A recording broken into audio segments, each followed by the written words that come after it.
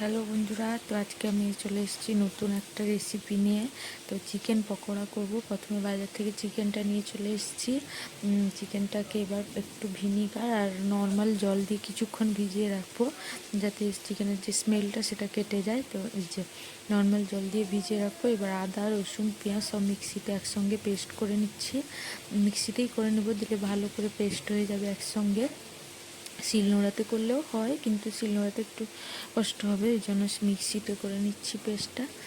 তো এবার মিক্সিতে পেস্ট করে নিয়ে এই যে পেস্ট হয়ে গেছে, একদম ভালো করে পেস্ট করে নেব যাতে দানা না থাকে। তারপর চিকেনটা ভালো করে ধুয়ে নিয়ে নুন, হলুদ, পরিমাণ মতো ভুজে লঙ্কার গুঁড়ো, এরপর দেবো সানরাইজের যে গরম মশলাটা হয় ওইটা দিয়ে দিচ্ছি।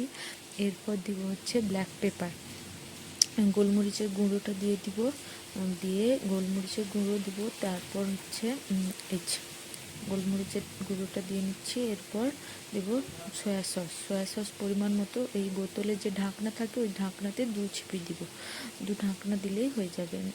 এরপর দিব কেওড়া জল, কেওড়া জলটাও এরকমই 2 ছিপি দিব। তো এই যে দিয়ে নিলাম। তারপর দিব কর্নফ্লাওয়ার। কর্নফ্লাওয়ারটা তোমরা যেরকম চিকেন নেবে সেই পরিমাণ মতো বুঝে, একটু গ্রেভি গ্রেভি হবে ওইরকমটা একটু বুঝে দিবে কর্নফ্লাওয়ারটা। তো কর্নফ্লাওয়ারটা দিয়ে হাতের মুঠোতে 1 মুঠো মতো ময়দা দিয়ে দিব, দিলে এটা বেশ ভালো হয় ব্যাটারটা। এরপর একটা ডিম ফাটিয়ে নিব, ডিমটা ফাটিয়ে নিচ্ছি। এই যে ডিম ফাটিয়ে নেওয়া হয়ে গেছে। এরপর আদা রসুনের যে পেস্টটা করে রেখেছিলাম মিক্সিতে, সেই পেস্টটা দিয়ে দিব, দিয়ে ভালো করে মাখিয়ে নিব। যে পেস্টটা দেওয়া হয়ে গেছে, এরপর হাত দিয়ে হোক চামচ দিয়ে হোক যেটাতে তোমাদের সুবিধা সেরকমভাবে মাখিয়ে নেবে, দিয়ে এটাকে কিছুক্ষণের জন্য রেখে দিবে। ফ্রিজে রাখলে ভালো হয়, নর্মালিও রাখতে পারো, 30 মিনিটের মতো রেখে দিবে। এরপর তেল গরম করে নেবে কড়াইতে।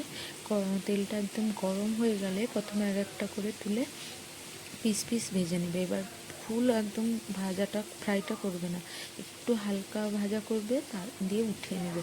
এরপর আবার সেকেন্ডবারে সেগুলোকে কিছুক্ষণ ঠান্ডা করে ভাজা করবে, দেখবে খেতে ভালো লাগে। এইভাবে তোমরা সহজেই ঘরে বানিয়ে নিতে পারো চিকেন পকোড়া। তো বৃষ্টির দিনে সন্ধ্যাবেলা এইগুলো খেতে খুবই ভালো লাগে, সসের সঙ্গে, টমেটো সসের সঙ্গে। তো আজকে তো আমাদের এদিকে বৃষ্টি হচ্ছিল, তার জন্যই বানিয়েছিলাম।